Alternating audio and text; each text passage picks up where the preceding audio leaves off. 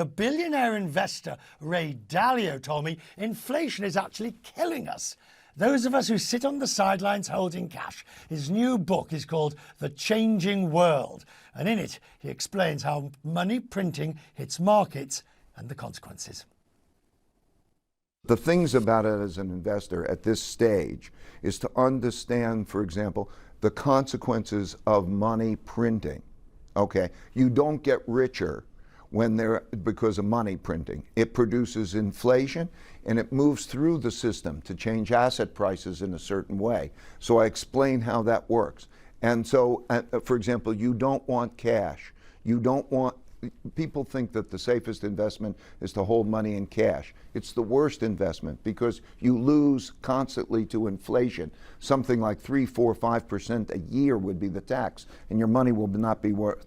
So to be able to know how to develop a balanced portfolio, so not in any one thing, but to achieve balance and diversification is a very, very important thing. So as an investor, I think, so there's many things that are in the book about how to do those kinds of things. Let's just pause on that, if we may, and talk Sure. about that, because constantly we are told, as you said, diversification in portfolios, in investment assets.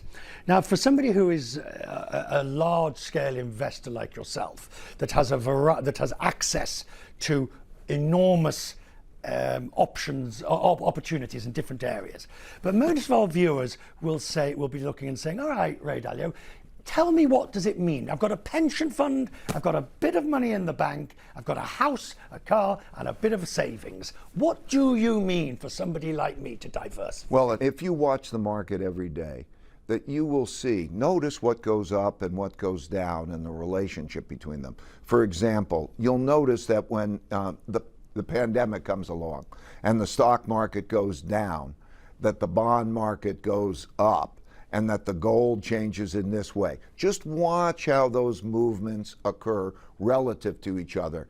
And that gives you a sense of how that balance is going to occur. There's a mistake of a lot of people to think that one asset class is better than another asset class and put all your money in that. Markets, if one asset class was better than another asset class, then everybody'd make a lot of money because all you do is go shortly at one that's less good and you go long the other. Markets have a way of handicapping. It's like horses at a horse race, you know. The favorite to win is not going to bet on the favorite to win, won't improve your odds any better than betting on the least likely to win because the odds get changed. And so to know that and to be able to achieve that balance is an important thing, and I won't be able to cover it, and I probably already took long. On that point, are you optimistic at the moment? Is there cause for optimism? As the Omicron came along, everybody's walking around, and I'm not asking about Omicron per se, but everybody's walking around with an air of the sky's falling, or worse, this is never going to end. We've got a chase for yield in the market, even at low interest rates, even if they go up. Is there room for optimism? I would say that if people understand that and that dynamic, there is plenty of room for optimism, but it is really, you need to understand those lessons of history and see those patterns and understand what we're doing over and over again. And then related to that, although those first four that I mentioned are sources of great concern, but man's adaptability and technology and creativity. And so if man can reflect on how do we want to be with each other and how do I want to take care of my finances in a way, the capacity certainly exists.